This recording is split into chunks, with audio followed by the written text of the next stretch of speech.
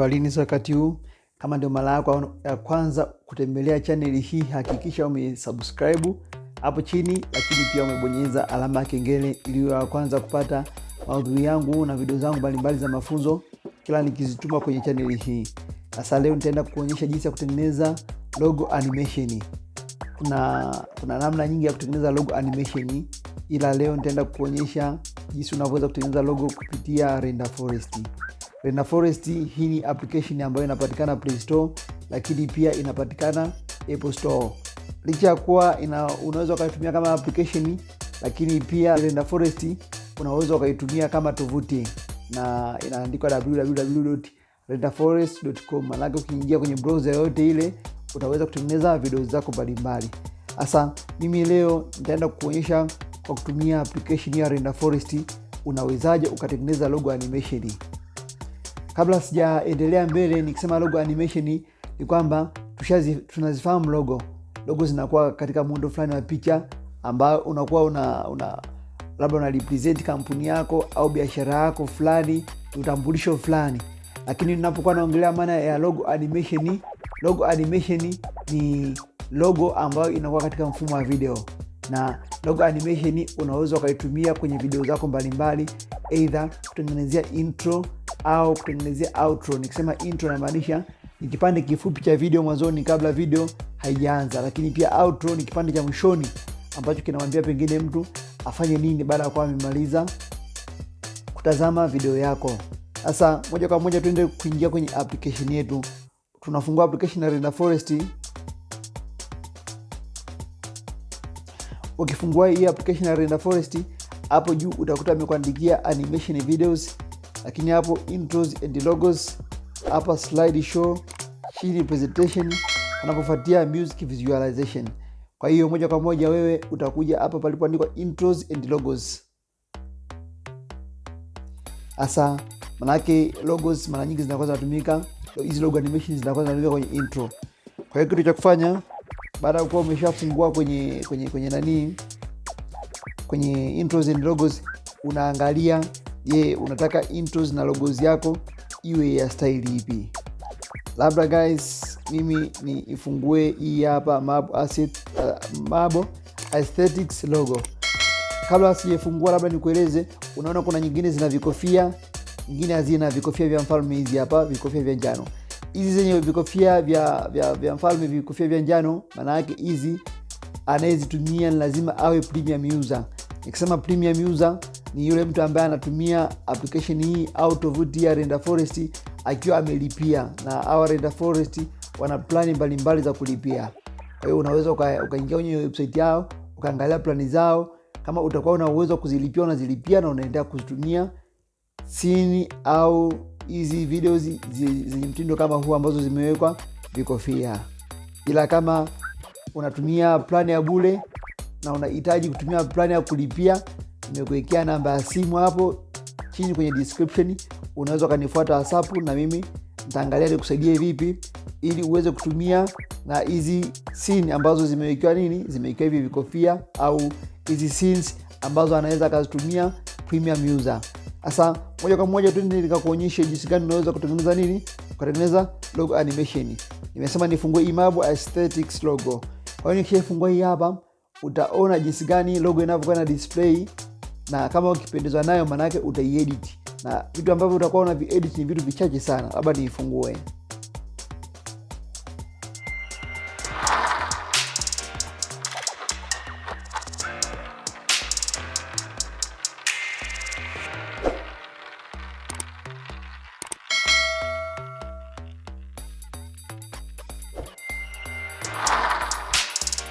Nadhani umeona jinsi inavyokuwa inaonekana. Kwa hiyo ili wewe uweze kuitumia, unakuja pale chini palipoandikwa create now.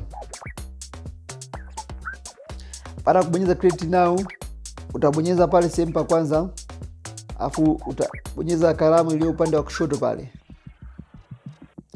Kwa hiyo utabonyeza eneo hili hapa la chini hapa ili uweze kuweka logo yako sasa ambayo unataka uitumie. Kwa hiyo nitaichukua logo yangu. Logo yangu ndio hii hapo. Kwa hiyo baada ya nimeshaiweka logo yangu, pana sehemu mbili. pana fili na fiti hapa chini hapa. Nikisema fili inakuwa imejaa kwa style kama hiyo. Fiti lakini inaingia nzima nzima kama yenyewe ilivyo. Na baada kwa nimemaliza hapo, nitabonyeza alama ya close pale juu upande wa kulia. Haya, naweza nika edit na hiki kipande cha pili, nikaandika tagline yangu. Tagline yangu labda ya wanted life tunasema nini? Tunasema let's change the world together. Dani. Na baada kwa nimeshamaliza, unaweza ukachagua fonts. Kabla hujachagua fonts, utabonyeza alama ya close pale. Afu baada hapo utaendelea mbele. Kwenye dashboard yako utaangalia pale chini ile dashboard ya blue, utabonyeza sehemu pale palipoandikwa style. Asa kubonyeza sehemu pale palipoandikwa style, kuna vitu viwili. Kuna look, muonekano, huo muonekano kwa style kama hiyo, lakini pia kuna fonts. Kwa hiyo unaweza scroll kwa style kama labda pengine umependa muonekano wa style kama hiyo. Au pengine umependa muonekano wa style kama hiyo.